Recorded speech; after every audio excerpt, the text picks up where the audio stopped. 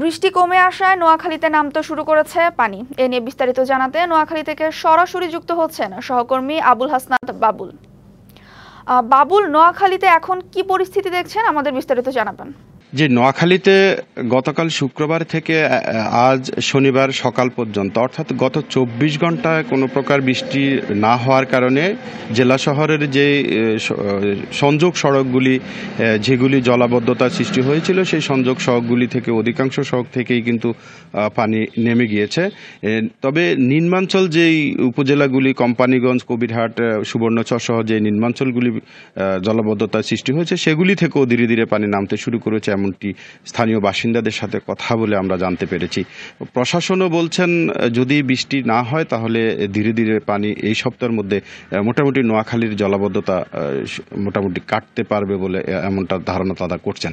তবে নোয়াখালীর যেই উপকূলীয় যে এলাকাগুলি বিশেষ করে কোম্পানিগঞ্জ এবং কবিরহাট উপজেলা এবং সুবর্ণচর যে বেশি জলাবদ্ধতা সৃষ্টি হয়েছে সেটি নিম্নাঞ্চল হওয়ার কারণে এবং এই যে বিভিন্ন রকম মাছের গের করে খালের বাঁধ সৃষ্টি করে যে পানির প্রতিবন্ধকতা সৃষ্টি করা হয়েছে সেই বাঁধের প্রতিবন্ধকতাগুলি যদি কেটে দেওয়া না হয় তাহলে কিন্তু বৃষ্টি না হলেও স্থায়ী জলাবদ্ধতার একটা আশঙ্কা কিন্তু ওখানকার স্থানীয় বাসিন্দারা করছেন, এমনটি আমাদেরকে জানিয়েছেন। তারা প্রশাসনের প্রতি জোর দাবি জানিয়েছেন যে বৃষ্টি থাকুক কিংবা না থাকুক যাতে করে ভবিষ্যতে আর কোনো প্রকার বাঁধ খালের উপর না থাকে, যে কোনো সময় যেন বৃষ্টি হলে পানির প্রতিবন্ধকতাটা যেন না থাকে, যাতে পানি ধীরগতিতে না হয়ে দ্রুত গতিতে নামতে পারে সেরকম পদক্ষেপ যেন প্রশাসনের পক্ষ থেকে নেওয়া হয় সেরকমটি দাবি তারা জানিয়েছেন।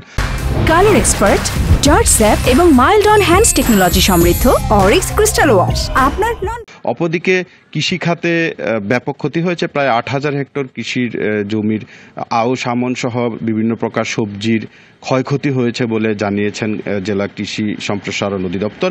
এবং মৎস্য খাতেও ব্যাপক ক্ষতি হয়েছে। মৎস্য খাতে অনেক মাছের গের ছিঁড়ে গেছে, বেসে গেছে, এমনটি অনেক চাষিও জানিয়েছেন। কিন্তু মৎস্য সম্প্রসারণ অধিদপ্তর যারা রয়েছেন নোয়াখালীতে তারা আমাদেরকে এখনো সঠিক কোনো হিসাব দিতে পারেননি। তারা বলছেন যে আগামী ২-৩ দিন সময় লাগবে তাদেরকে পরিপূর্ণ হিসেবটি বের করতে, ক্ষয়ক্ষতির পরিমাণটা কেমন। তো সব মিলিয়ে কিন্তু নোয়াখালীতে আসলে ক্ষয়ক্ষতির পরিমাণ চিত্রটি হচ্ছে এমন, এখন যেরকম ধীরে ধীরে পানি কমতে থাকলেও কিন্তু ক্ষত চিহ্নটা ধীরে ধীরে বের হচ্ছে। তো জলাবদ্ধতার আসলে এই ছিল আমার কাছে নোয়াখালীর থেকে সার্বিক পরিস্থিতি। পারহা। বাবুল, ধন্যবাদ।